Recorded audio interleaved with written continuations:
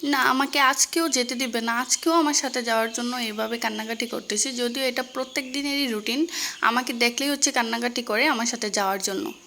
তো কি আর করা, শেষ পর্যন্ত নিয়ে যেতে হলো আমার সাথে করে। তো হচ্ছে পুরোপুরি মানে পুরোপুরি বলতে বাসা পর্যন্ত নেই নাই, বাসার নিচে হচ্ছে নিচ পর্যন্ত এনে তারপর হচ্ছে আমি আবার ওর বোনের কাছে মানে আমার বড় বাস্তির কাছে ওকে দিয়ে দিয়েছি। তো যাই হোক, আমি হচ্ছে এখন চলে যাচ্ছি পড়াতে। তো এই যে আমি পড়াতে আসলাম, এসে দেখি আমার স্টুডেন্ট নাই, কোথায় জানি লুকিয়ে আছে। সে হচ্ছে এরকমই করে, আমি গেলে হচ্ছে লুকিয়ে থাকে, তারপর আমি আসলে ঠাস করে আমাকে ভ্যাও দিয়ে সারপ্রাইজ দেয়, ভয় দেখায়। তো যাই হোক, ও হচ্ছে এখানে ডাইনোসর নিয়ে বসছে। এটা নিয়ে বসলে নাকি ওর পড়ায় মনোযোগ বাড়বে, তাই এটা নিয়েও বসছে। তারপরে আসার সময় আমাকে একটা মামা গিফট করলো। ও সবসময় হচ্ছে ওদের বাসায় ওকে পড়াতে গেলে আমাকে কিছু না কিছু একটা দেয়। এটা আপনাদের সাথে আমি প্রায় শেয়ার করেছি। মানে আমি ওর খুবই পছন্দের একজন টিচার, তাই হচ্ছে ও অলওয়েজ আমাকে ওর খাবার থেকে মানে ব্যাগ থেকে এটা ওটা বের করে সবসময় আমার সাথে শেয়ার করে। তো যাই হোক, নিলাম, কারণ না নিলে তো দেখা যায় যে ও একটু কষ্ট পেতে পারে, তাই ওর মনে যেন কষ্ট না হয়, তাই হচ্ছে কিছু দিলে, দুইটা দিলে আমি একটা নিই, আমি সবগুলো আনি না। তো হচ্ছে একটা মামা নিয়ে আসলাম। তারপরে এই যে দেখতে পাচ্ছেন, এটা হচ্ছে তালের পিঠা, মেবি এটা আমার ভাবি আনছিল, কে যে দিছিল ভাবিকে। তো এই পিঠাগুলো ভাবি বাসায় নিয়ে আসছে, আর এত মজা ছিল পিঠাগুলা, কে যে বানাইছে, তার হাতের বানানো পিঠা আসলেই অনেক মজা। তো হচ্ছে অনেক দিন পরে পিঠা খেলাম।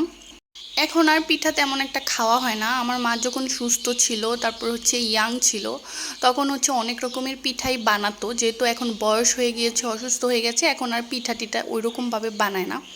তো হচ্ছে আর এখনকার জেনারেশনের মেয়েরা তো পিঠা বানাতে পারেই না। আগে আমাদের মা, চাচি, খালারা হচ্ছে পিঠা বানাতে পারতো এবং পিঠা বানানোতে দক্ষ ছিল।